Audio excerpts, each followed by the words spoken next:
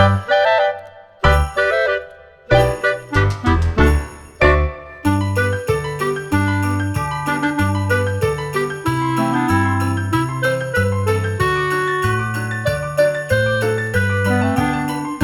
everybody, and welcome back to the channel. I am getting ready to use a few pieces that I have from this month's Cards, Tags, and More kit to create a couple of holiday cards. I have quite a few pieces of the ephemera left. I have a few full-size sheets left from the paper pad. And I have just got my pieces ready that I want to use together to create each card. The finished size of both cards are 4 inches by 6 inches. That is what size the cardstock base is. And as I do on almost all of my cards, I just bring in each layer 1/8 of an inch smaller than the layer underneath. The layer in between the front and the cardstock that I just have that peeks around the edges, I decided I didn't need to use the whole piece of pattern paper. It was only going to be sticking around the edges. So I just cut, I think it's a 1/2 inch. I just made a little 1/2 inch frame and used my craft knife to cut the center out. And then I still had that centerpiece to use in a different project. This card is really just a lot of assembly. I am just going to glue the rectangle with the little gingerbread people on it to that background rectangle that I cut the center out of. Cut that little gingerbread man and gingerbread woman out of the card. Cut the heart out and trim down the gingerbread kisses.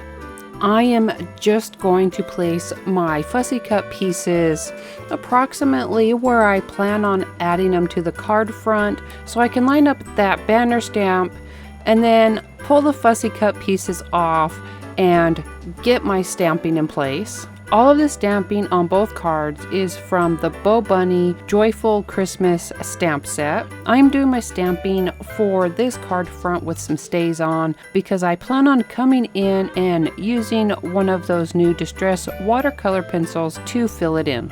I just start by lightly adding some color right off of the dry pencil, and then I use my water brush to spread it around.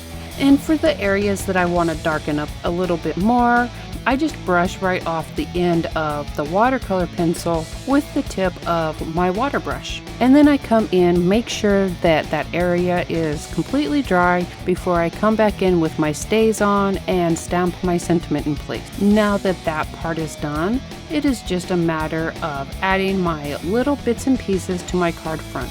I pop my 2 fussy cut gingerbread people up on some foam dots to give them a little dimension. Slide that little bit of ephemera in underneath them before I push them down all the way. Layer up the gingerbread kisses and add a couple of staples with my Tim Holtz tiny attacher, just some decorative staples. Add a foam dot to the bottom of it so it will stay even with the gingerbread people, and glue it down into place, and then pop that little heart on. And my first card front is done. I am just going to cut the center out of this piece of the pattern paper like I did on the gingerbread kisses card front.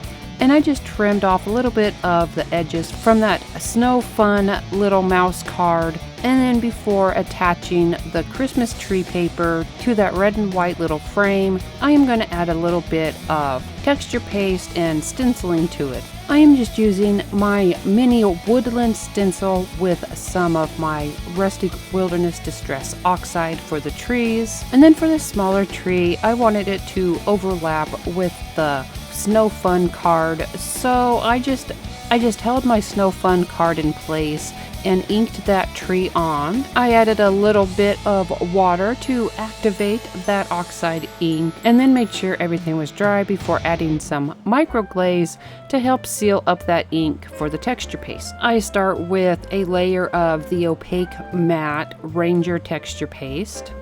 I let it dry a little bit, mostly around the edges, so I can pop that stencil back on, and then I add a layer of the Snowfall grit paste. I use the same Bo Bunny stamp set as before and the stays on, and get that Be Joyful and Be Merry stamped onto those 2 little bits of ephemera. Get my tree background glued to the red and white frame underneath. Add some foam squares to my Snow Fun card.